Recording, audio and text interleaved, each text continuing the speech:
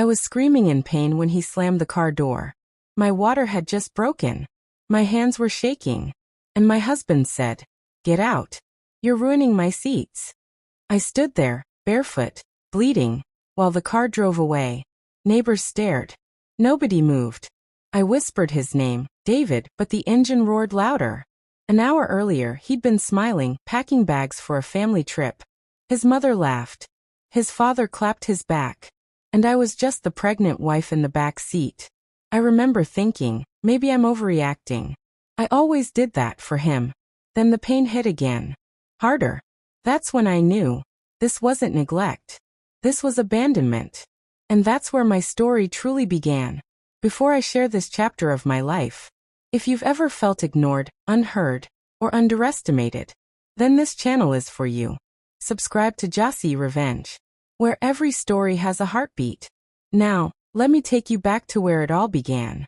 I used to believe love was about endurance, about staying quiet, about swallowing words before they became arguments.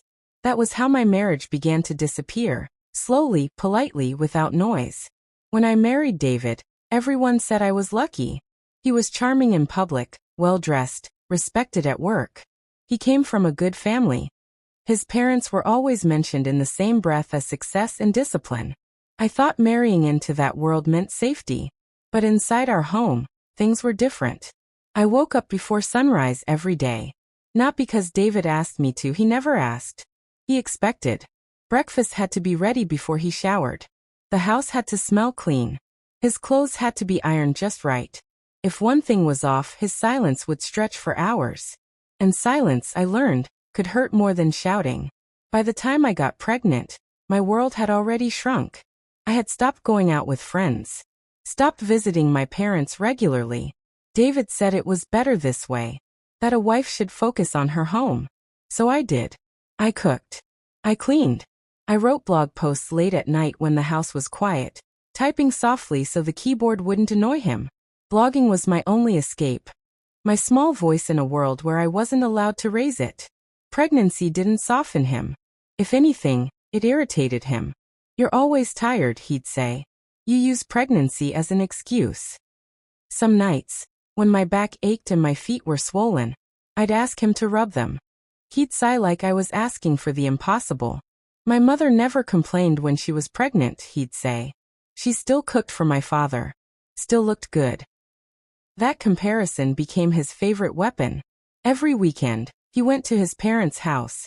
Sometimes he didn't even tell me until his bag was packed. He said it was tradition. That family came first. I wondered where I fit into that definition.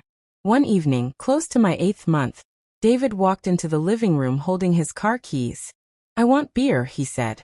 It wasn't a request. It was a command. I looked at the clock. It was almost dark. My legs were aching, and the baby had been restless all day. "Can't you get it on your way back?" I asked carefully. He stared at me, ice cold. "So now I have to beg?" I stood up slowly, holding my belly, already apologizing in my head. "I'll go," I said. Outside the air was cooler. I walked slowly, one hand on my stomach. That's when I saw Sarah, my neighbor, watering her plants. She looked up and froze. "Lisa, what are you doing out this late?" I tried to smile. "Just grabbing something." Her eyes dropped to my belly. "You shouldn't be walking this far." Something in her voice cracked the wall I'd built. For a second, I almost told her everything. But habits are hard to break. "I'm fine," I said. She wasn't convinced. "If you ever need help, knock on my door. Anytime." Those words stayed with me longer than the walk to the store. When I returned home, David was already drinking. He didn't thank me. He didn't even look at me. He turned up the TV instead. That night, I cried quietly in the bathroom so he wouldn't hear. What would you do if this was your life? The breaking point didn't come all at once. It came in pieces. Like the night he canceled our dinner plans without warning. I had cooked all afternoon, standing on swollen feet. When he didn't show up, I called him. "Something came up," he said. "Don't wait." 2 hours later, he burst through the door angry because his friends canceled their drinking party. "Where's food?" he snapped. I reheated what I'd made. He took one bite and pushed the plate away. This tastes wrong. Something in me snapped then. Not loudly. Just enough to make me say, then cook for yourself. The room went still. He laughed, a short, cruel sound. You're forgetting your place. He left that night and went to his parents' house. The next morning his mother called me. She didn't ask how I was. She didn't ask about the baby. Instead, she said, a good wife knows how to keep her husband happy. I stared at the wall while she spoke. My hands were shaking. After that call, I sat on the bed for a long time. And for the first time, I allowed myself to think the word I'd been avoiding. Divorce. A few days later, I packed a small bag and went to my parents' house. I didn't tell David until I was already there. I need space, I said over the phone. You're being dramatic, he replied. But I stayed. For a while the distance gave me clarity. My parents fussed over me. My mother rubbed my back. My father listened quietly. I slept through the night for the first time in months. David eventually called with a new idea. A family trip, he said. With my parents. I looked at the calendar. My due date was close. I don't think that's a good idea, I said carefully. He laughed. You worry too much. Besides, my mother says traveling keeps women strong. I should have said no. I should have trusted my fear. But years of conditioning don't disappear overnight. The morning we were supposed to leave, I felt strange. Tight. Uncomfortable.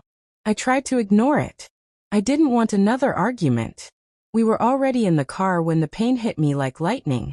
I gasped. David, something's wrong. He frowned.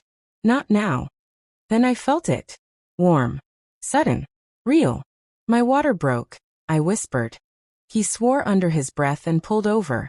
Not toward a hospital, but to the side of the road. Get out, he said. You're messing up the car. I stared at him, not understanding. My parents are waiting, he continued. I'll deal with you later. And just like that, he opened the door and pushed me out. The car drove away. I stood there, shaking in labor alone. And that was the moment my silence finally ended. The road felt endless once the car disappeared.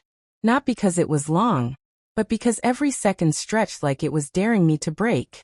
I stood there, one hand gripping my stomach, the other pressed against my thigh where warm fear had soaked through my dress. Cars passed. Some slowed. Some didn't. I remember thinking how strange it was that life could continue so normally while mine was splitting open. I tried to breathe the way the pregnancy class videos taught me. In through the nose. Out through the mouth. But pain doesn't follow instructions. I slid down slowly until I was sitting on the curb. Gravel scraped my skin. I didn't care. Another contraction hit, sharper than the last, and this time I cried out. Loudly. Without shame. That's when I heard footsteps. Lisa. I looked up through tears and saw Sarah running toward me, her hair loose, her phone clutched in her hand. Her face drained of color when she saw me.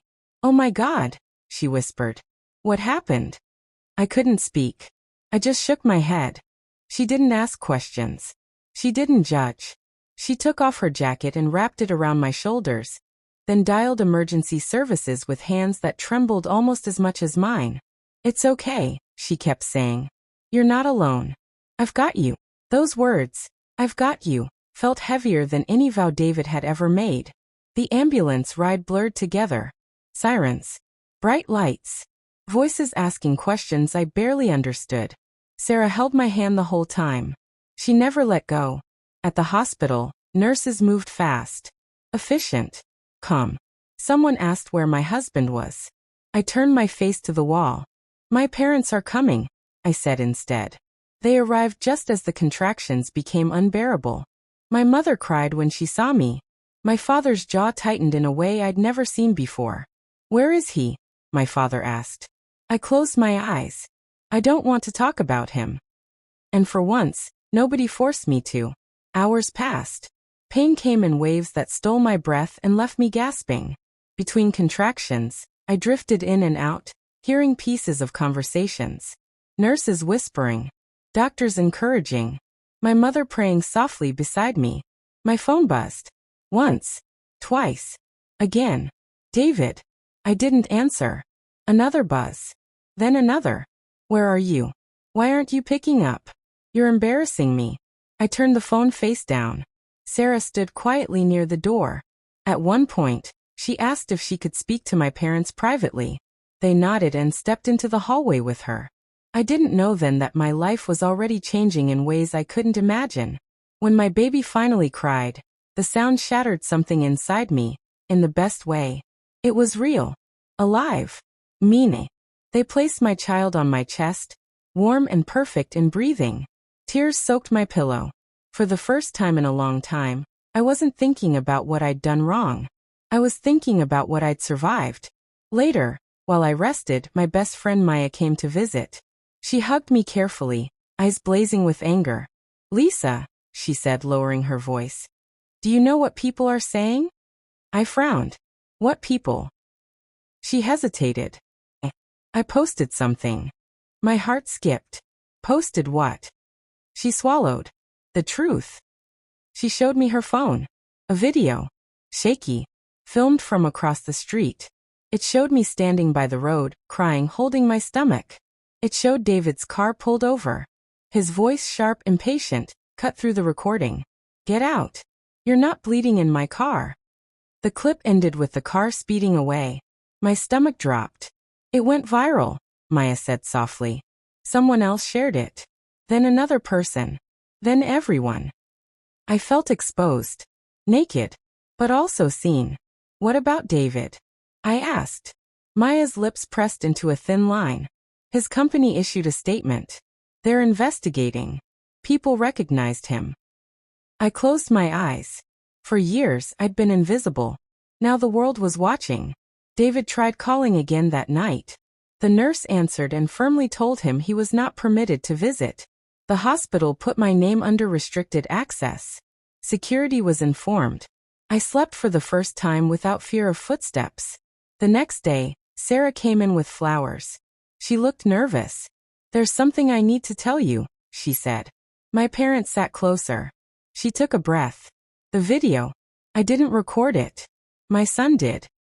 I blinked. Your son? She nodded. He was driving home. He saw you. He recognized you from the neighborhood. He started recording because he was scared something bad would happen. My father exhaled slowly. Sarah continued. When it went viral, reporters contacted him. He refused interviews. He just wanted you safe. Tears welled in my eyes again. Thank you, I whispered. David lost his job within a week. Officially, it was called conduct unbecoming of company values. Unofficially, everyone knew why. His parents called. I didn't answer. A lawyer did. I filed for divorce from my hospital bed, my baby sleeping beside me. When David finally showed up at my parents' house days later, my father met him at the door. You're not welcome here, he said calmly. David looked smaller than I remembered. I didn't go out to see him. Some endings don't need explanations. Weeks passed. Healing happened slowly, physically and emotionally. I learned how to hold my baby, how to breathe again, how to laugh without flinching. Sarah visited often. Sometimes she brought her son. He was kind, quiet, respectful. Life didn't become perfect, but it became mine. And sometimes that's the real revenge. The house was quiet in a way that felt new, not the heavy silence I used to live under. The kind that punished you for breathing too loudly, but a gentle quiet. The kind that lets you rest. My baby slept on my chest, rising and falling like a promise. I watched that tiny face and realized something terrifying and beautiful at the same time. I was free. Divorce papers moved faster than I expected. Maybe because the video kept resurfacing. Maybe because David didn't fight it as hard as he thought he would. Public shame has a way of shrinking even the loudest people. He tried to send messages at first. Long ones. Apologies wrapped in excuses. I was stressed. My parents pressured me. I didn't mean it like that. I read none of them fully. For the first time in my life, I chose peace over explanations. My parents helped me settle into a routine. Nights were long, but they were warm. My mother sang to the baby.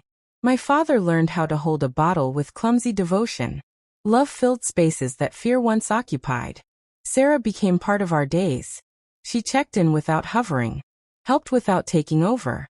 She never made me feel like a victim, just a woman who survived something hard. One afternoon, as we sat on the porch, she spoke softly. "My son wants to apologize," she said, "for recording without asking." I looked up, surprised. "He saved my life." She smiled gently. "He worries about you." That evening he came by. Awkward. Hands in pockets. Eyes kind. "I'm sorry if the video caused trouble," he said. "It caused truth," I replied. "And thank you." From then on, he became a quiet presence. Fixing things around the house. Carrying groceries. Never overstepping. Weeks turned into months. David's world collapsed faster than mine ever had. His friends distanced themselves. His parents stopped answering calls once the public backlash reached them too. The man who once told me I was forgetting my place now had none. I didn't celebrate his fall. I simply kept living. One day, I received a letter. Handwritten. From David's mother. It wasn't an apology. It was a warning. She said I'd ruined their family name. That I was ungrateful. That no man would want a woman who aired dirty laundry. I folded the letter carefully and placed it in a drawer. Some words don't deserve a response. Healing isn't dramatic. It doesn't arrive with music or fireworks. It comes quietly, when you realize you no longer flinch at memories. When your body relaxes without permission. When laughter surprises you. I started blogging again. Not about recipes or home tips, but about truth. About warning signs. About choosing yourself before it's too late. The messages poured in. Women thanking me. Sharing their stories. Telling me they left. Or stayed but demanded change. That was when I understood something powerful. My pain had purpose.